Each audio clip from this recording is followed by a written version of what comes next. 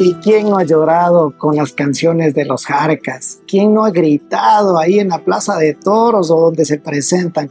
Estamos aquí con don Gonzalo. Oh, muchas gracias. ¿Cómo está? Muchas gracias por estar junto a nosotros. Muchas gracias, mi hermano. Cuéntenos un poquito, ¿cómo es un día normal de don Gonzalo? Uy, es bastante difícil para mí, pero decirles una cosa que a veces me ocupo de hacer las presentaciones, de ver que todo esté saliendo bien. A veces tengo que pensar en las giras, en la parte económica, la parte social, la parte política, la parte, digamos, hasta la parte meteorológica, porque tengo que ver, como por ejemplo ahora estamos esperando que ojalá no pueda llover en el... No nos va a llover, ¿no? El viernes no nos va a llover. Aunque hemos mandado cartas a San Pedro para que nos pueda aguantar la lluvia, sí. Los Carcas que vengan más bien a escuchar. Nosotros. A la tierra ecuatoriana venir siempre es motivo de gran alegría. Les cuento que nosotros tenemos el corazón aquí en Quito y en toda la geografía ecuatoriana lo tenemos muy presente en nuestras canciones y a veces arreglamos un poquito las canciones con qué les puede gustar y qué no les puede gustar. Pero estamos aquí nuevamente como creo que una cincuentena de veces, desde la primera vez que llegamos y conocimos el Ecuador, que fue para nosotros una gran sorpresa, mi hermano. Una gran sorpresa cuando cantamos, yo recuerdo, en la Plaza de Toros, y no sabíamos ni qué cantar, porque teníamos un repertorio de 30 o 40 canciones, pero no sabíamos qué canciones habían escuchado los Carcas, cuáles gustaban o no gustaban, o éramos completamente nuevos y que nuestro repertorio posiblemente no se conocía. Como los Carcas somos cantautores, es una música inventada, creada para los Carcas exclusivamente. Salió un nuevo estilo en Bolivia, es la nueva música boliviana que se llama después, se le puso ese nombre, porque a través de eso ya fue diferentes los acomodos, el poema, la música. El poema se acomodó al tiempo en que vivía y era para su tiempo, porque a veces la música folclórica se la aprecia como algo que fue creada hace cientos de años, 50 por lo menos, y son canciones que venían de los abuelos a los papás y de los papás, así en la tradición, ¿no? A nosotros llega ahí. Y eso, por ejemplo, no fue con nosotros porque no estábamos para eso, sino para crear nueva música que conquiste su tiempo, que conquiste el gusto de los jóvenes y vaya buscando su sitial. Y eso es lo que ocurrió con Carcas. Pero eso estaba hecho y creado para Bolivia. Pero descubrimos que ese gusto no solo estaba hecho para Bolivia, sino que podía quedarse en su país. Podía conquistar el Perú, que es nuestro hermano más cercano, y digamos el Ecuador un poquito más lejos. No sé si llegamos ahí, pero esa fue nuestra gran duda. Pero la gran sorpresa, como les decía hablando, es que cuando tocamos, por ejemplo, Siempre he de adorarte, que era la canción más conocida aquí, pero posiblemente un poco conocida, apenas conocida, digamos, ese fue nuestro pálpito principal, pero no fue así. Cuando empezamos las primeras notas, el público reventó, quedamos paralizados. ¿Qué pasó? Y él iba a cantar, iba a entrar siempre. No, pues señor, el público cantó más fuerte que nosotros y él se quedó siempre adorarte. Uy, el público realmente no se imaginaron. No nos imaginamos que la gente ya sabía que había unos 12,000 personas ahí en el este, los 12,000 cantaban.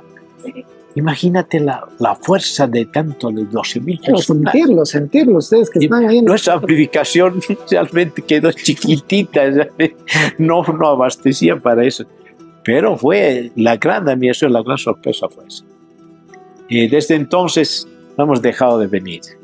Y siempre hemos dicho en el mundo que son nuestro mejor público, nuestros mejores hermanos, al cual que aquí yo, por ejemplo, ahora he estado firmando autógrafos en las calles, me se conocían siempre, y otros eran un poco tímidos y al final se animaban a decir, usted es Gonzalo Hermosa, ¿verdad? Me dice, sí, puede ser una foto conmigo, podría usted regalarme una foto. Yo le decía, con todo gusto, aquí estoy, y me he sacado este día por lo menos unas 100 fotos. La gente sabe quién es, la gente sabe quién es. Cuéntenos un poquito, los Jarcas, 54 años ya de trayectoria.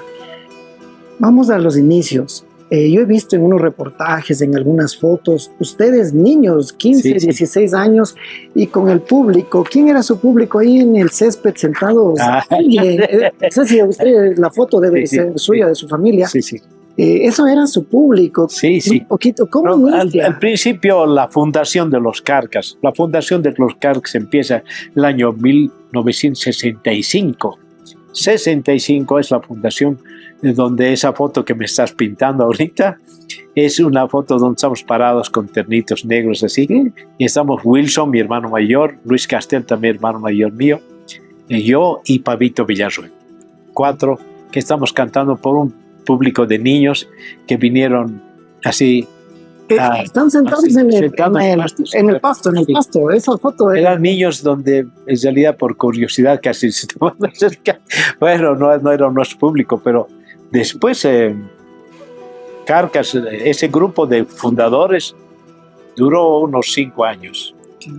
5 años porque uno se casó, tuvo que alimentar una familia, y yo les quiero decir, esas veces la música no daba como profesión, no se podía alimentar a una familia con el arte, y había que crear también la profesión de músico y artista. El arte no daba dividendos, no podía mantenerse, no podía mandar al colegio, ni pagar la leche de los bebés que podían haber llegado. Eso fue. Pero había que hacer muchos arreglos, muchas transformaciones, quitar muchas cosas de la parte artística de los artistas anteriores a nosotros.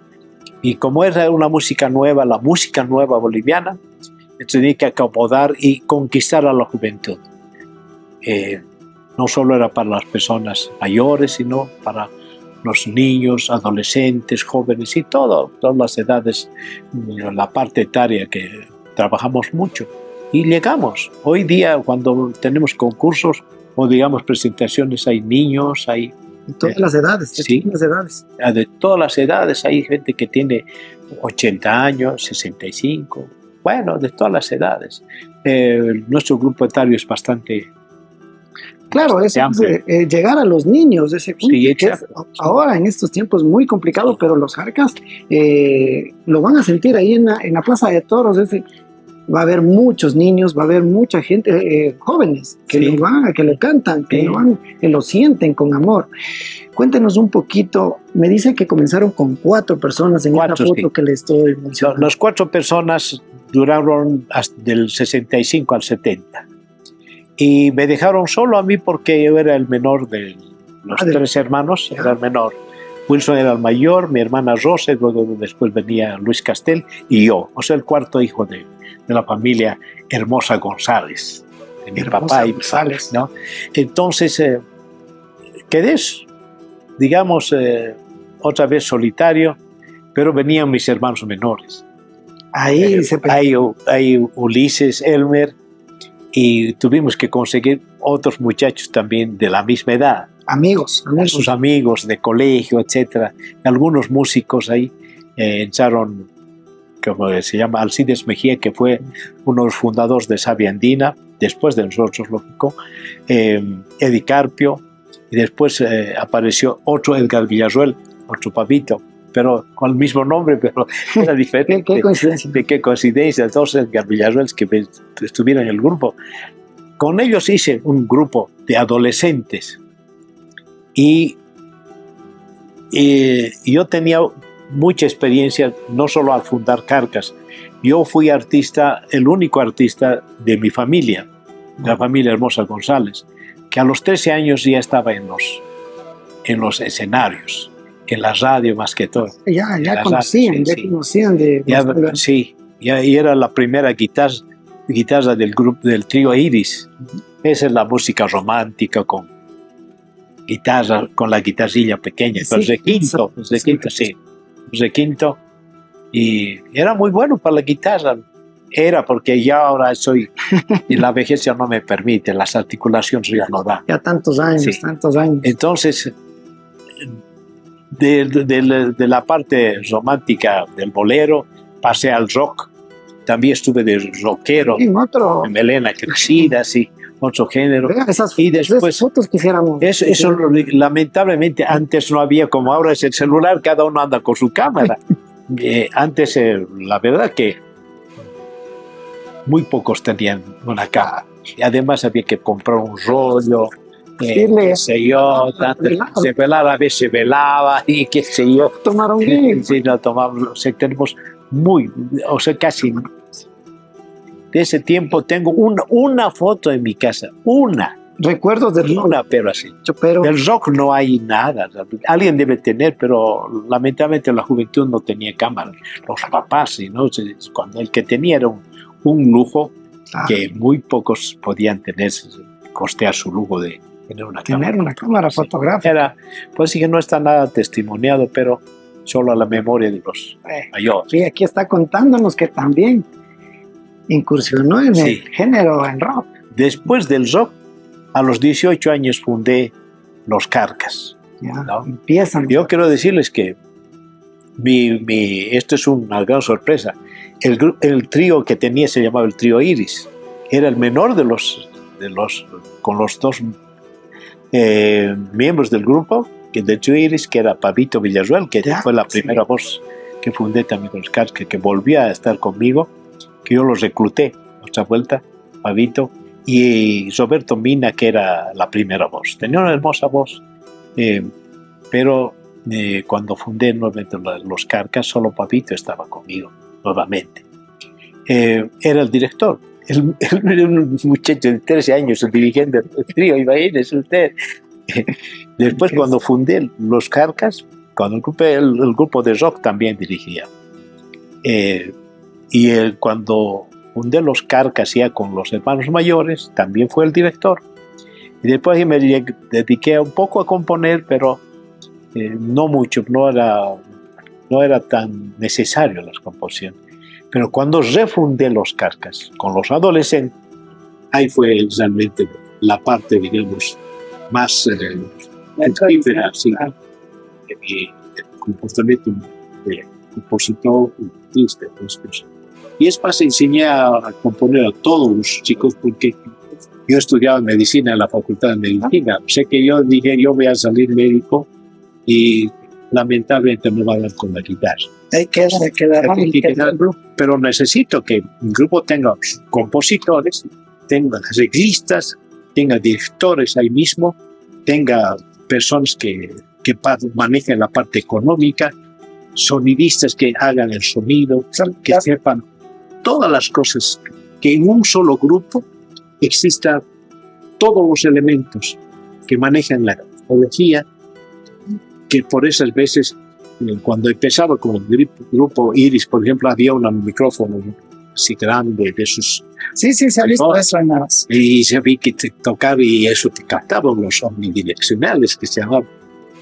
Y había que acomodarse a ese micrófono. Aún no solo se acomodaba, pero ya estábamos, ya en el rock y todas las cosas. Y el rock trajo algunas tecnologías que nosotros dijimos hay que aprovechar. Claro, ustedes iban aprovechando. Sí, ya teníamos 5 micrófonos y había que acomodarse con la guitarra y tu voz en un solo micrófono, pero solo 2. Entonces se fue mejorando el sonido y había canales, apareció de 6 canales, después 14, y había que conquistar y había nuevos elementos en la parte de sonido y alguien tenía que manejarlo. Ahí William Coca, que ahora sigue tocando con nosotros, William Coca tenía 14 años y no sabíamos a quién decirle quién va a manejar esto que estamos tocando. No podemos ir a correr y mover los micrófonos y volver a... Eso sería muy malo, pero a ella le dije, si silba, le bajas esto un poquito. Si uno está destacando mucho, le bajas el volumen. Si este no se escucha, le subes. O sea que empezó con los primeros, los primeras consolas a manejar, a poner los medios, los bajos, pequeños, que solo que tenía 3 botones, el agudo, el medio o solo agudo y bajo. Muchas veces solo podía manejar en cada canal. Bien. Y lo máximo del canal era 8. Claro.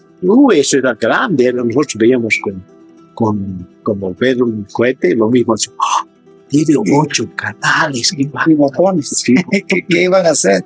Mira qué lindo, ¿no? Entonces los micrófonos había que usar los unidireccionales, si no eran los omni, porque el otro silbaba, cantaba más, no se podía subir el volumen. Después vino la guitarra electroacústica, porque era el problema de los grupos desde entonces, era la guitarra. Ni siquiera el charango, era la guitarra, porque apenas le subías el volumen a la guitarra para que esté a su nivel, y empezaba el filbate, no sé qué, la copa. Entonces había que buscar la solución, y ahí teníamos del Japón. Yo me acuerdo del Japón se trajo la ¿Y cómo se...? Tuvimos que ir a una fábrica. ¿Qué hace Gonzalo para llegar hasta comprar allá? Bueno, han tenido que... ¿Instrumentos japoneses? Sí, yo he ido al Japón solo 2 veces.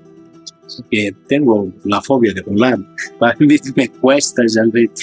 Imagínate, estuve bastante joven. Fui al Japón, pero dije yo no llego más. No voy más. Primera, es que aparte de eso, 25, 20 horas, creo que es. Sí, así es, así de largo. Y aguantar ahí es realmente es una gran tortura. Así como varios baracos. ¿Y no se han presentado allá? Claro que se ha ido una veintena o treintena de veces. A Japón. Pero de esas veces yo solo he ido 2. Pero hasta ahora la gente quiere que vaya. Sí, pero lamentablemente es lo que fue difícil. Entremos un poquito a lo que es la familia. Yeah. ¿Qué significa Carcas para la familia Hermoso? Para la familia Hermoso. Primero, para los hijos, la esposa, la señora, digamos. Es un marido que está aquí, trae su alegría, y luego la tristeza cuando se marcha, y la soledad de algunas noches, que tiene que esperar a que vuelva. Lamentablemente, y los hijos también.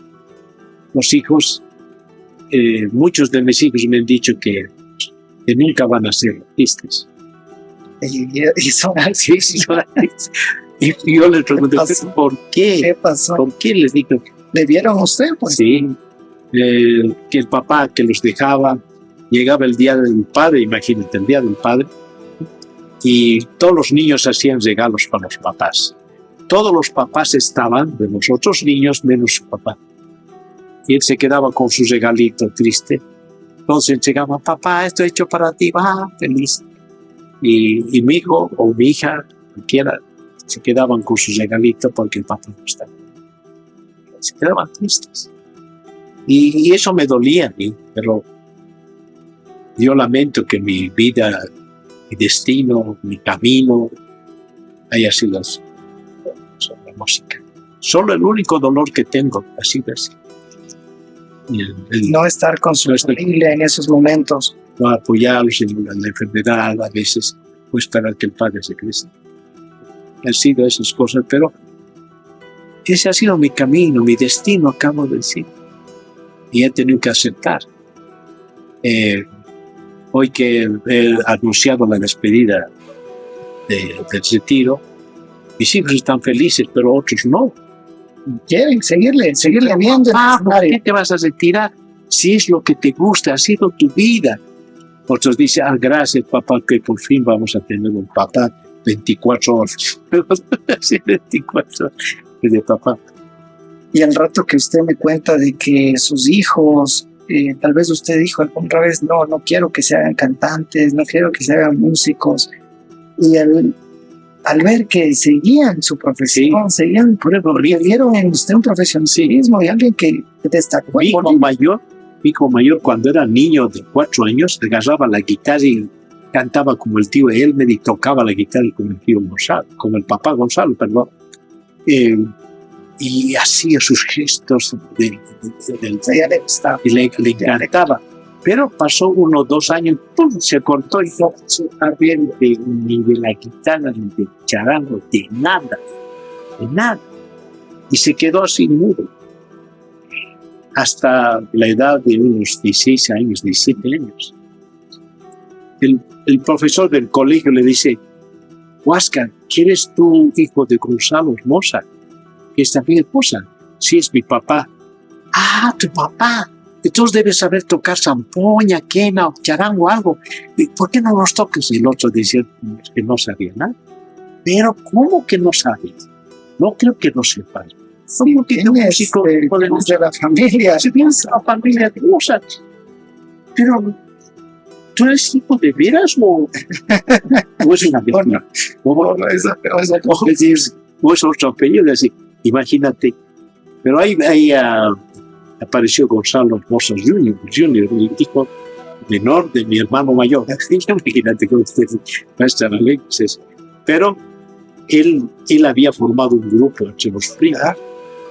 Y a Huáscar le había dicho: tú tienes que tocar guitarra. Pero yo no sé. A mí yo me acuerdo que estaban anteriormente los directores que me quejaban. ¿Cómo es posible que tu hijo no va a tocar? Nosotros pensamos que ibas a ser un gran músico. Pero dije: yo respeto lo que el camino de mis hijos. Tal vez va a ser un profesor, va a ser esto, lo otro, un futbolista, o tal vez sea un mecánico, lo que quiera, pero yo respeto. Él va a ser un mecánico si él quiere ser mecánico. Yo estoy para ayudar en su formación, pero no para obligarles.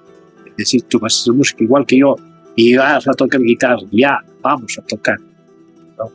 Yo nunca estuve ahí para imponerles, digamos.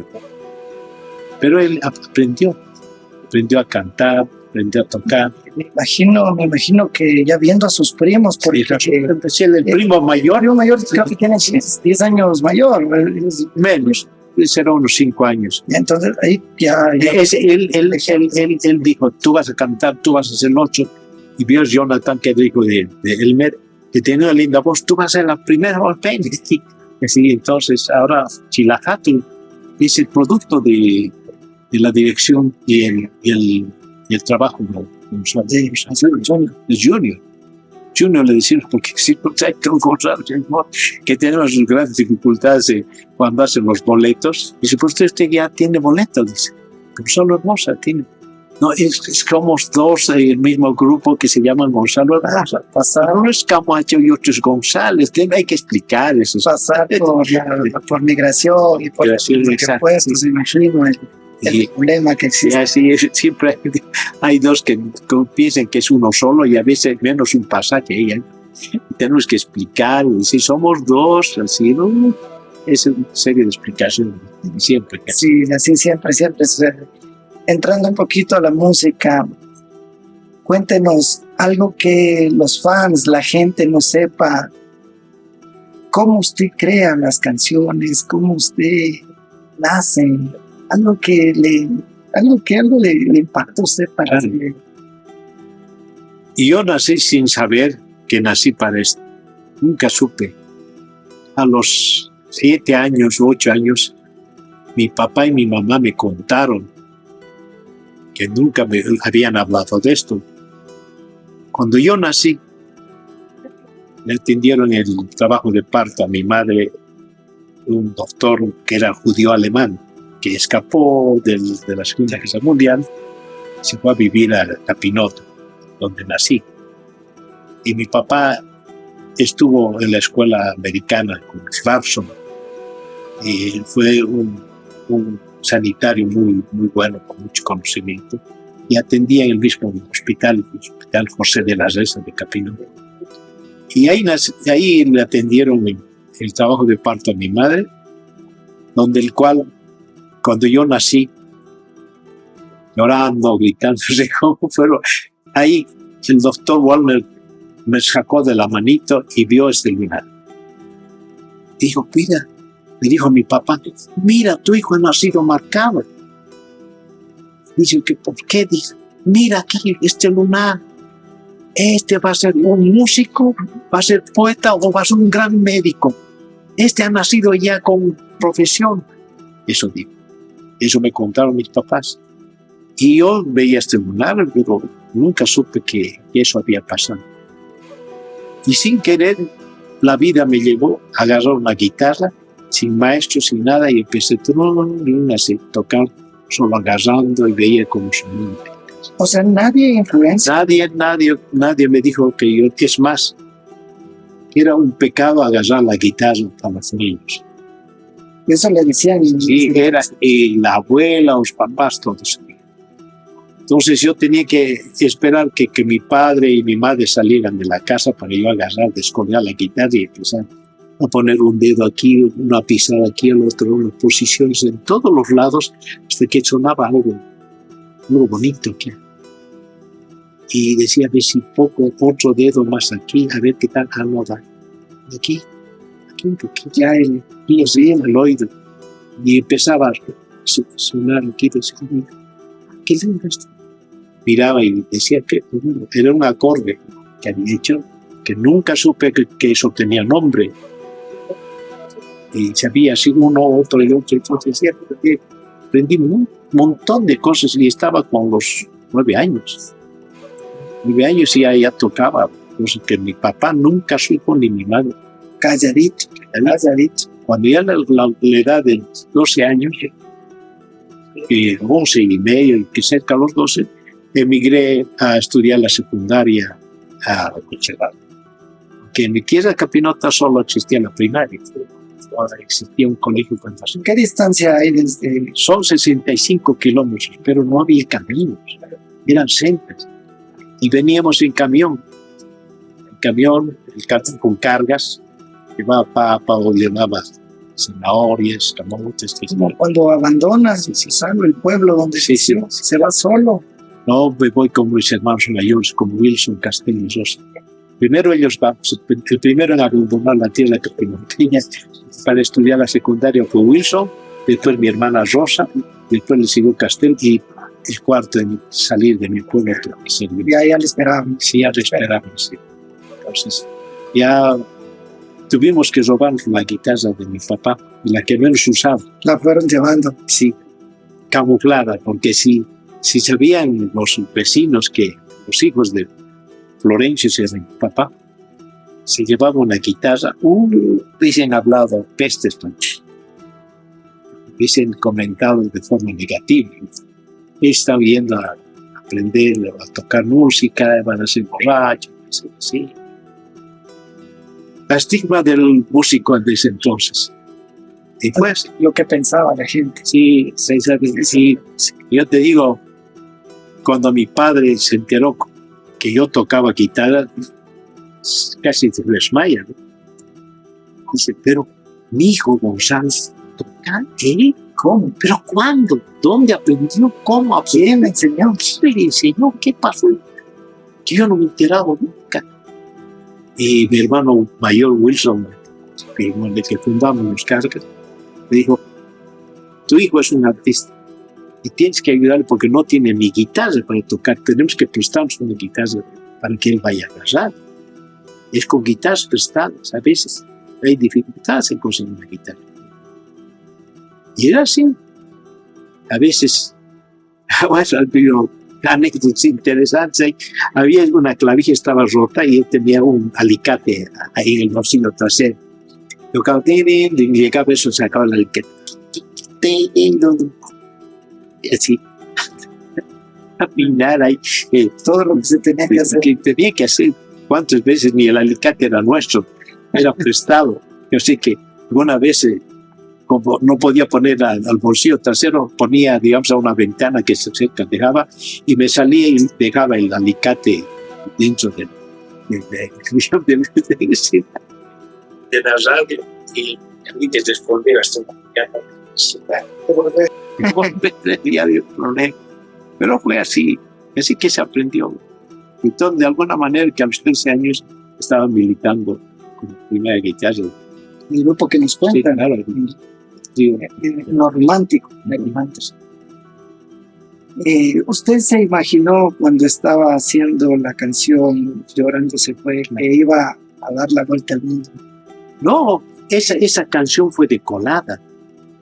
Esa canción no fue, ya había 9 canciones preparadas, todas las armonías estaban hechas, quién tocaba, quién hacía eso, qué coros hacía, si cantaba solo, si cantaba en dúo, o dónde entraba la zampoña, dónde el charango, todo estaba listo.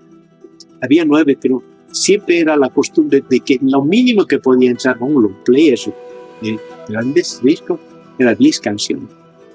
Podía echar 11 o 12 máximo, pero 10 eran. Tenían 9. Sí, 9 teníamos. Y dije que así, como éramos, como toda la música de las 9 canciones eran composiciones nuestras o mías, la mayoría eran mías, entonces faltaba una. Dijimos, ¿y ahora qué hacemos? Hay que componer. Y mañana viajamos a La Paz, porque el Cochabamba hay que viajar a La Paz para grabar, porque solo en La Paz se podía grabar. Entonces, dijimos, ¿qué hacemos? Buscando algo, a ver, ¿qué podemos hacer? Yo recuerdo que Ulises afinaba su zampoña con una melodía. Sí. Eso. Yo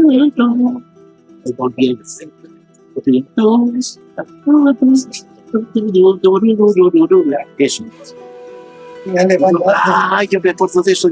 Si eso puedo hacer una canción, claro. Le dije a Ulises, voy a hacer una canción de lo que opinas. Sí, a ver, con esta es lo que hace.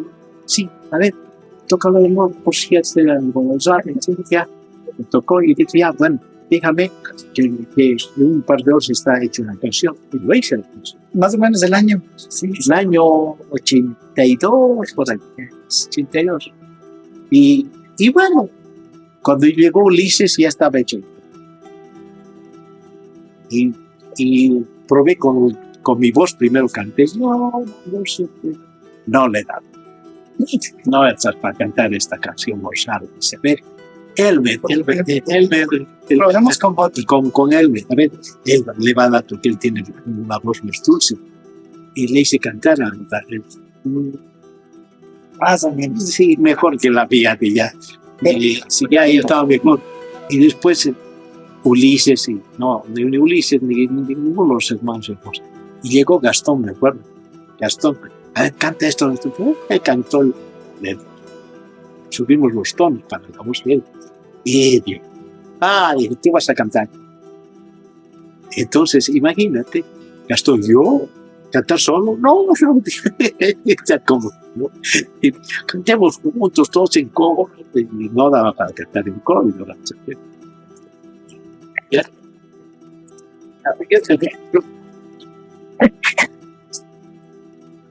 No escuchó, nunca supo que cuando ya fuimos a grabar, porque era al día siguiente. Entonces, como él no sabía los acordes de la canción, no tocó la guitarra. El que tocó la guitarra fui yo, que he puesto saco. Porque yo toqué la guitarra, improvisé alguna cosita, y esas cosas. Y después Ramiro aparece que era el compositor. Eso es lo que sí,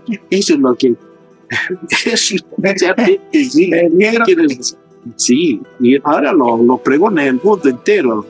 Yo, el que hizo Llorando fue yo.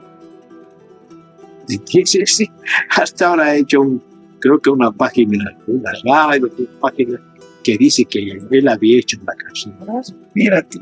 Claro, si esa canción no hubiese sido famosa, jamás hubiese sido compositor. Claro, eso mismo. Sí.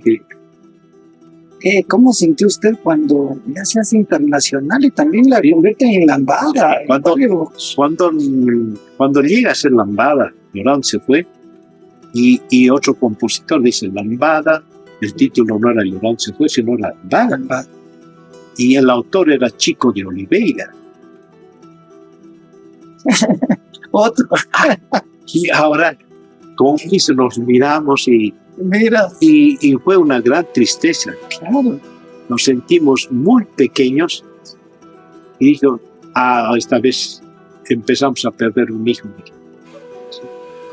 Y tristes, nos quedamos tristes los dos, porque sabíamos que los señores que habían hecho la Chico de Oliveira era un seudónimo. La gente latinoamericana que ya conocía la boliviana, la ecuatoriana y los demás, los peruanos y los argentinos y todos, saltó. Los primeros en reclamar que eso salió en Francia. Salió en Francia y todo el mundo empezó a decir, eso no es de Chico de Oliveira, es de los hermanos. Y empezó las cosas y nos mandaron a Bolivia. Avisos nos famosas canciones de paz. Y eso, los Carcas no estábamos en Bolivia, estábamos en Nueva York. Llegó hasta Nueva York, escuchamos, vemos el Chico de Oliveira, y él ya no era llorón, se fuera normal. Y ahí nos sentimos muy pequeños, muy tristes, porque que no teníamos, digamos, el poder que ¿Qué hace o qué medidas toma la familia Hermosa? Lo que dijimos los hermanos Hermosa, mira, si es que sacarnos una canción, ganarnos, llevarse la canción, van a tener que sudar mucho. No hay otra. Vamos a dar una guerra que no vamos a permitir. La guerra va a ser fuerte y van a tener que ganarnos en esa guerra para robarse canciones. Porque si vamos a dejar fácil, no vamos claro, si dejaban ahí, no pasa nada. Va a ser un antecedente funesto para todos los compositores latinoamericanos.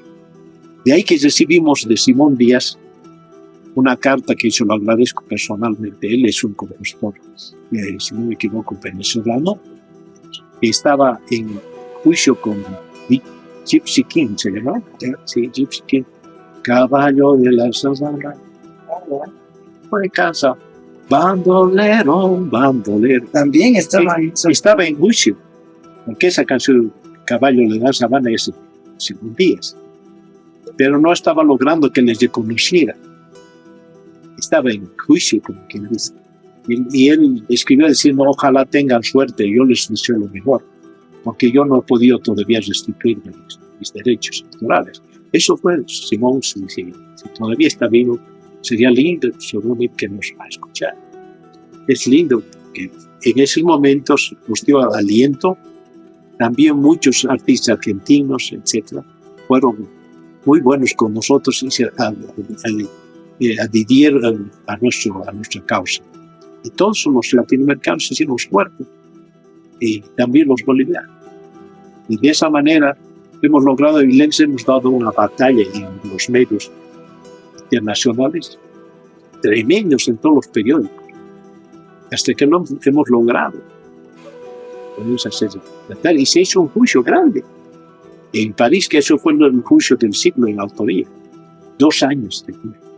Pero logramos, pero salimos victoriosos, porque el juez dictaminó, dice, esto no es ninguna copia, esto no es el proceso de los hermanos. Se acabó, ahí terminó. En las redes he visto publicaciones que abandona, deja. Sí. Cuéntenos lo que pasa es que va a pasar con Gonzalo Hermoso. No es un abandono total, es a lo que me dé el cuerpo. Tengo 75 años y voy en octubre, el 2 de octubre, cumplo 76 años. Tengo como 4 enfermedades que tengo que llevar. Uno es la diabetes tipo 2, tengo la prostatitis, que es llevadera, tengo la ciática, por si a veces ando coquito, pero a veces con el frío y la humedad me ataca y me deja el cojo. Son 4 enfermedades que tengo, pero aún eso continúo, tengo que cuidarme mucho y controlar la glucosa, como que dice el azúcar en la sangre. Estoy siempre con aparatos, todo eso. Entonces, los viajes extenuantes me ponen más débil y a veces he tenido parálisis del brazo, en Santo Domingo de los Colorados, de donde venimos, tenido el otro brazo y también la pierna empezaba a realizarse, tenía que salir del escenario antes de los minutos. Claro, ya no, ya pero eso es un abandono del escenario, pero no es de la América del Sur.